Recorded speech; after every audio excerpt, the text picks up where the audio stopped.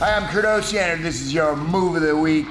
A lot of things can be said for tournaments and their use as a learning tool. I like to watch tournaments, even from like the little kids to the big fat kids, and and you learn a lot of stuff, and you see a bunch of deficiencies and stuff like that. And so I know that as an instructor, I was taught like this, and then later I taught people like this, and then I changed.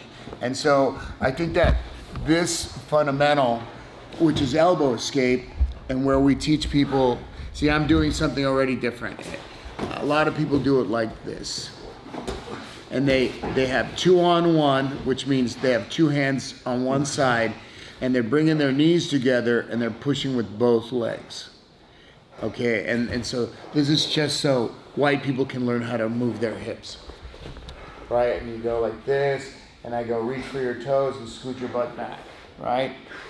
But this is just the beginning phase of elbow escape, and so I don't want to talk too much, but the important thing is, there's a right angle here, and if you see, I am kicking my heel up so that my knee runs as flat to the floor as possible.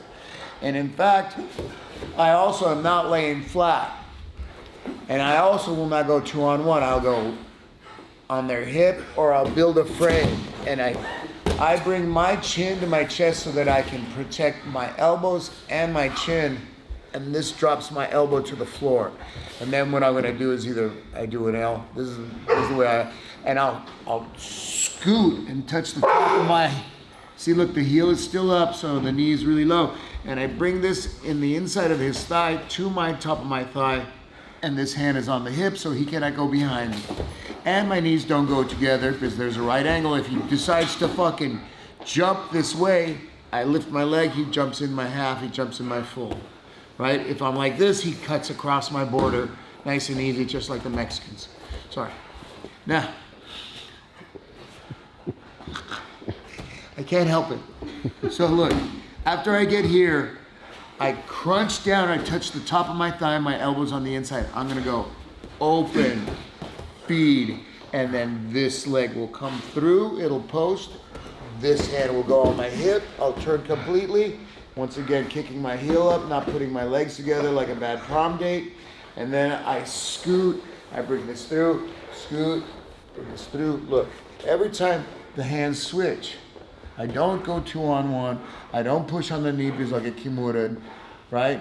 You don't push on their chest, you're gonna get arm locked. So think about this when you guys practice to do your elbow escape. It has to simulate what you're gonna do when you're under duress, right? There's your big word. So right here, I don't have 2-on-1, I have a right angle, and my chin is to my chest, so if I have to, I'm gonna defend my throat, right? And then my elbow's in, I do a big, see, look, first thing I fight to get my leg flat. Then I go crunch, and then I go turn. And then I come down, open, feed, and then I'm already back to my elbow escape, right? And so I'm already starting to crunch down, open, feed, right? Crunch down, open, feed. All right, just something to think about when you're doing your elbow escape. Do them right.